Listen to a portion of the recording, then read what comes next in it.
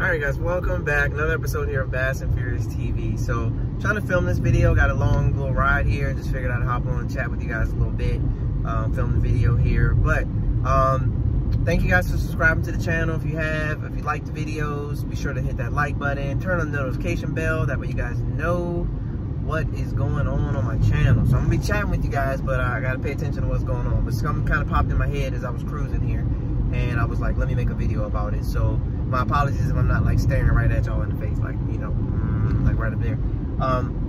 So basically, I got into a conversation the other day on my Facebook page about professional fishing and what it involves, and you know what some people like to do versus what they don't like to do, and what some trails bring to the table versus what other trails don't bring to the table, type of thing. And a couple of different guys had some different opinions on things, and like the title for the video says, is professional fishing worth it? Like, is it worth it? At the end of the day, all said and done, is it worth it? You know, a lot of times as anglers, you kind of finesse the numbers to make sure that it's making sense. So you're like, well, I'm gonna fish a BFL. It costs $100 to get in. Okay, sure, $100 to get in.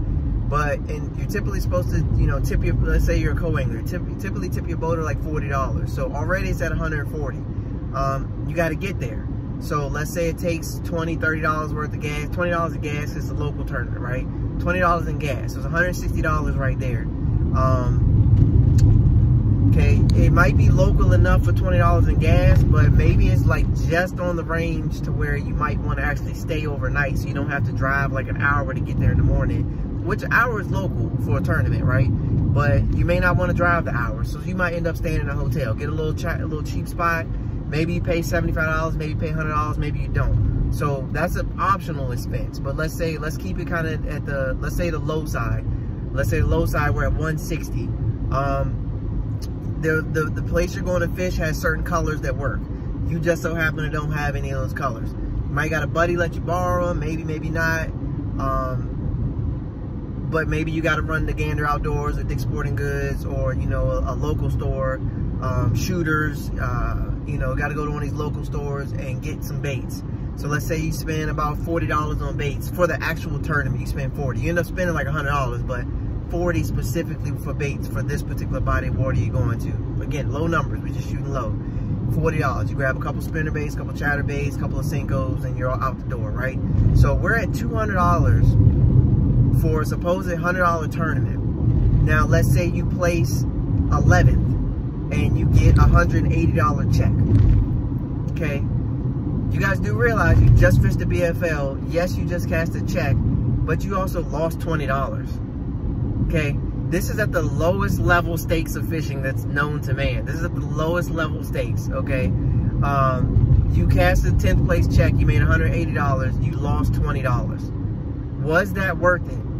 In the scope of the world, in the big picture, if you're trying to become a better fisherman, you're cashing checks, you're getting out there, you could have made $0, right? You could have lost $180, right? Like, you could have did that. You could have lost the $200 completely and came out of it with nothing. But at least you ended up only losing $20, right?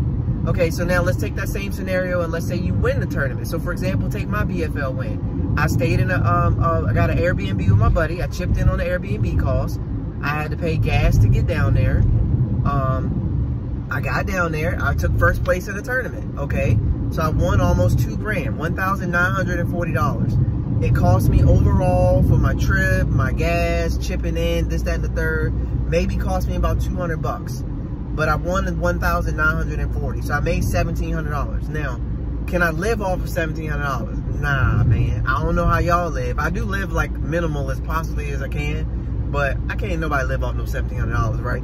So for that month, sure, I made $1,700. I made that money last me for like 3 months. Like, it's no big deal. Just kind of put that away, right? No big deal on that. But should it have, possibly, maybe?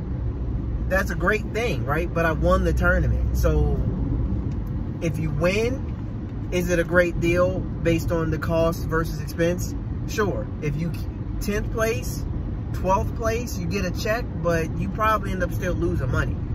The Bass Opens, these guys fish the Opens for however many days, 3 days as a boater. You pay X amount to get in, you got to drive 16 hours sometimes if you're in like the Northeast Division and you got to go from Oklahoma to Richmond. Like, you got to drive, you got to get a place to stay.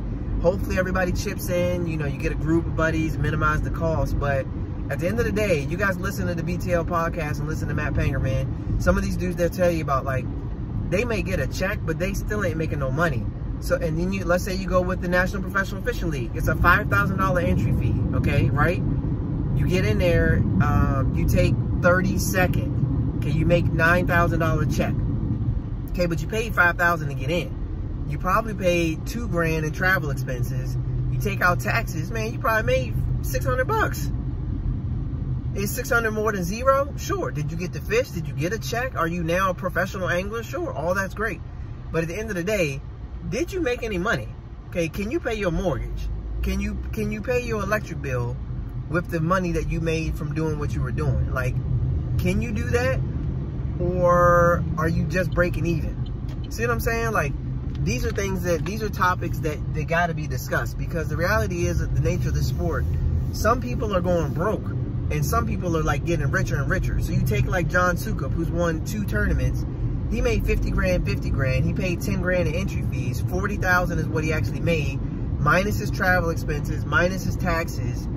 Sukup might have, you know, you made 100 grand, you took out 10 grand, take out your taxes, your 20, 30%, whatever it is. Dude, I mean, yes, you got money, but he might, out of 100 grand, he might have 60 left over, right? And that's great. That $60,000, you can live off for the whole year, 60 grand. So you won 2 tournaments, you made 100 grand, you got about 60 grand left after expenses.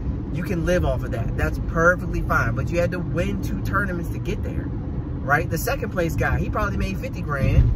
Again, he paid 10 to get in, but he's good. He's living pretty good. His life gonna go pretty good. Things are gonna be all right for him in his world based on what he did and how he performed in his events. He's gonna do pretty good for himself. So at the top of the top, take a Bassmaster Elite Series event. You pay X amount to get in, you make 100 grand, you win the event, you're set for that year, right? You take out your taxes, take out your expenses, take out your travel costs, all that, but you're pretty much set for the year. If you have sponsors paying for you to get in the tournaments and you're not having to actually pay that entry fee, then you're good. Like, you're good. You can pay your mortgage, you can pay your bill, you can take your wife somewhere to eat, take your parents out to eat. Like, you can do your thing. You can live pretty comfortably if you win a derby. But if you don't win, you got to be consistent and you got to get like 8 checks and make like 80 grand, okay?